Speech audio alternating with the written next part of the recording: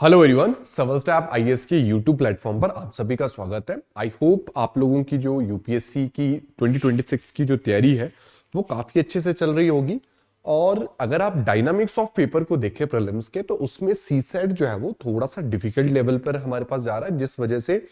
कई बार क्या हो रहा है कि जो अगर हमारी बहुत अच्छी तैयारी भी है तो हमारे सिलेक्शन में एक बड़ा प्रॉब्लम जो है वो सीसेट क्रिएट कर रहा है।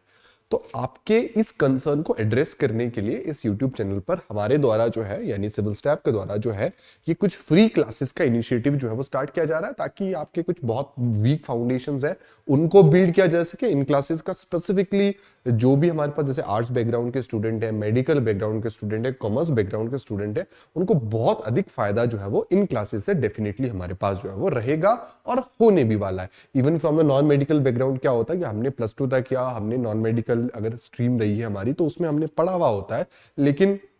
क्या रहता है कि थोड़ी थोड़ी कॉन्सेप्ट थोड़े से ढीले हो जाते हैं as we go into this preparation. ठीक है,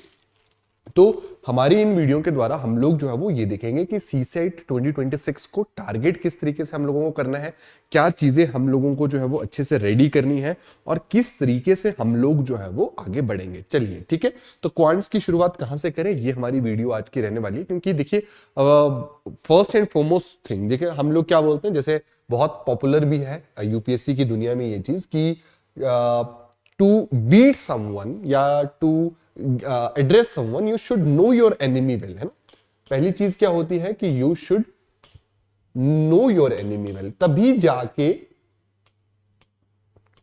जाके आप क्या कर सकते हैं, अपनी तैयारी को जो है वो उसके अकॉर्डिंग जो है वो मोल्ड कर। तो you should know your enemy well, आपको पता होना चाहिए कि जो ये यूपीएससी है ये सीसेट में क्वांट सेक्शन में पर्टिकुलरली पूछता क्या है मुझसे, इसकी आस्क मुझसे जो है वो क्या है और क्या ये चाहता है कि मैं इसके लिए जो है वो डिलीवर करूं, वो सबसे पहले हमें पता होना चाहिए। यानी हमें ये पता होना चाहिए कौन से टॉपिक्स जो है वो यूपीएससी के बहुत फेवरेट टॉपिक्स हैं, जिन पे ये बार बार हमसे सवाल जो है वो पूछ रहा है, और कौन से टॉपिक्स ऐसे हैं जो कि हमारे पास मिनिमम एफर्ट के साथ, है ना, क्या बोलते हैं हम लोग, जो मिनिमम एफर्ट के साथ मुझे क्या दे सके, मैक्सिमम रिजल्ट दे सके। मुझे कहां फोकस करना है, मुझे यहां फोकस करना है ये नहीं है। क्योंकि मुझे ये पता है मेरी सिलेक्शन जो होनी है वो जीएस से होनी है, कट ऑफ मुझे जीएस में क्लियर करनी है। सी सेट में जो मुझे करना है वो केवल और केवल अपने आप को क्वालिफाई करना है, यानी मैंने क्वालिफाइंग मार्क्स लेने हैं। तो मुझे ये पता होना चाहिए कि मिनिमम एफर्ट करके मैक्सिमम मेरा आउटपुट जो है वो, मैक्सिमम रिजल्ट मुझे जो है वो कहां से जो है वो निकालना है। ठीक है,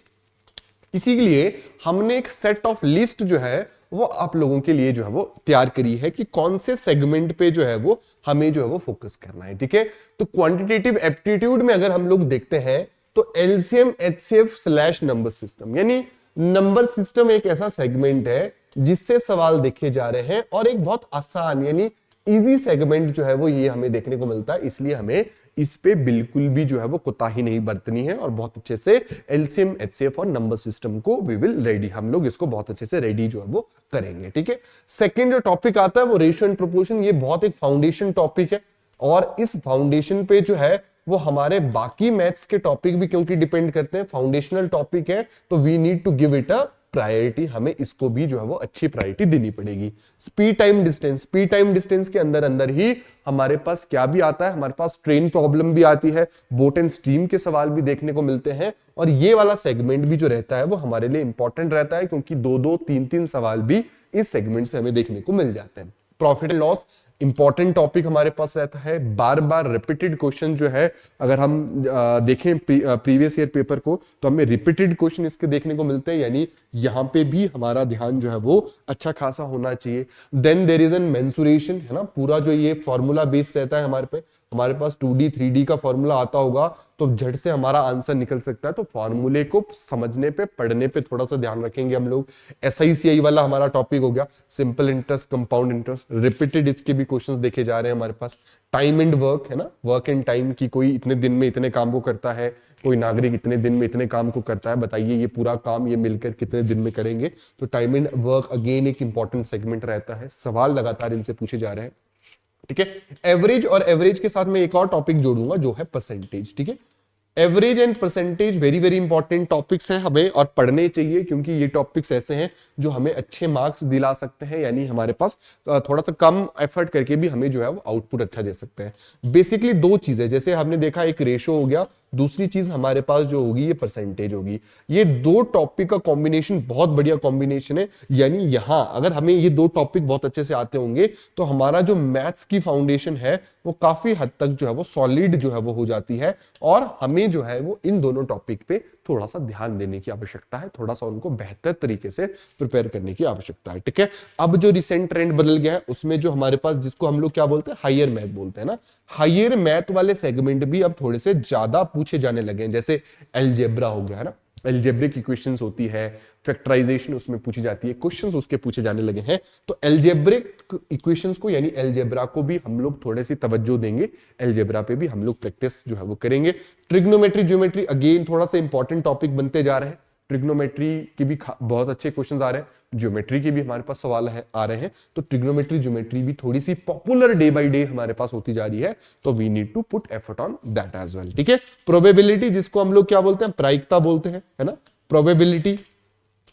इसके क्वेश्चन भी डेफिनेटली हमारे पास देखे जा रहे हैं। मिनिमम इनपुट करके मैक्सिमम आउटपुट, यानी अच्छे से हमारे पास इसमें भी जो है वो सवाल हमारे पास बन सकते हैं, तो यहां पे भी ध्यान देने वाली बात है। और डीआई हालांकि हर बार तो नहीं देखी गई है, लेकिन कुछ ईयर्स में हमारे पास डेटा इंटरप्रिटेशन के सवाल भी देखे गए। हालांकि हमें दिक्कत वाली बात इसलिए नहीं आएगी क्योंकि अगर हमारा रेशियो एंड परसेंटेज क्लियर है तो ऑटोमेटिकली डेटा इंटरप्रिटेशन में भी मुझे हेल्प मिलने वाली है। समझ गए आप लोग कि अगर मेरा रेडी है, अगर मेरा रेशियो एंड परसेंटेज रेडी है, ठीक है, रेशियो एंड परसेंटेज अगर मेरा रेडी है, तो जो ये डेटा इंटरप्रिटेशन है, डीआई वाला सेगमेंट है, वो भी मुझे फिर बहुत ज्यादा दिक्कत जो है वो नहीं करेगा। ठीक है, तो आने वाले जो हमारे सेगमेंट्स रहेंगे या आने वाली जो चीजें हमारे पास रहेगी उसमें हम इन चीजों का बहुत खासा ध्यान जो है वो रखने वाले हैं। आपने क्या मुझे हेल्प करनी है, you need to give me one favour, आपको एक हेल्प करनी है, आपको कमेंट बॉक्स में मुझे ये बताना है। देखो अब हम लोग जो है इसके नेक्स्ट वाले सेशन से जो है वो अपने PYQ के सेशन जो है वो स्टार्ट कर रहे हैं। मेरा आपसे व्यक्तिगत सलाह ये रहेगी कि आप मुझे ये बताएं कि हम लोग कैसे चाहते हैं, हम लोग क्या ये चाहते हैं कि हम लोग ईयर वाइज, है ना, ईयर वाइज जो है वो PYQ को डिस्कस करें और उनमें जो टॉपिक्स हमारे पास आ रहे हैं उनको रिवाइज करते जाएं, या आप ये चाहते हैं कि हम लोग ईयर वाइज PYQ तो करें पर PYQ जो करें वो हम लोग टॉपिक वाइज करें, है ना, PYQ तो करें लेकिन वो कौन से करें, टॉपिक वाइज करें। अभी इस बात की सजेशन, इस बात की सलाह मैं आपसे चाहता हूं, तो आपने मुझे बताना है कि क्या आप ईयर वाइज PYQ चाहते हैं या टॉपिक वाइज PYQ चाहते हैं। मुझे आप लोग कमेंट सेक्शन में जरूर बताइएगा ताकि मुझे क्लैरिटी हो सके कि हमारी जो मैक्सिमम ऑडियंस है वो क्या डिमांड हम लोगों से जो है वो कर रही है। ठीक है, तो बहुत इंपॉर्टेंट है, तो आप ये मान के चलिए कि जो 2026 की जो सीसेट की जर्नी है वो आपकी स्टार्ट होगी। जीएस आप लोग ऑलरेडी बहुत अच्छे से कवर कर रहे होंगे, लेकिन यही आपके पास सीसेट की तैयारी के लिए भी बेस्ट समय रहेगा, क्योंकि अभी अगर आप सीसेट को थोड़ा सा कम तवज्जो देंगे या थोड़ा सा यहां पर ढील छोड़ेंगे तो कई बार जो है वो इशू भी जो है वो क्रिएट होना फिर हमारे पास स्टार्ट हो जाता है, क्योंकि बाद में समय कम बचता है। आप या तो फिर आपका जीएस के जो प्रीलिम्स वाला पोर्शन है उस पर थोड़ी सी कमी करनी पड़ती है, और उस चक्कर में क्या होता है जीएस में भी नंबर डाउन होते हैं, और गलती से अगर सीसेट क्लियर ना हो तो फिर तो और ज्यादा डिजास्टर्स हो जाता है। तो ये बेस्ट समय है कि आप थोड़ा थोड़ा एक एक दो घंटा पूरे हफ्ते में देना स्टार्ट करें ताकि सीसेट की जर्नी भी कंटिन्यू आपके साथ हो सके। ठीक है, जल्दी मिलेंगे नेक्स्ट वीडियो में, और जो मैं आपसे सजेशन मांगा जरूर कमेंट सेक्शन में दीजिएगा ताकि उसके अकॉर्डिंग फिर हम लोग प्लान कर सके। Thank you.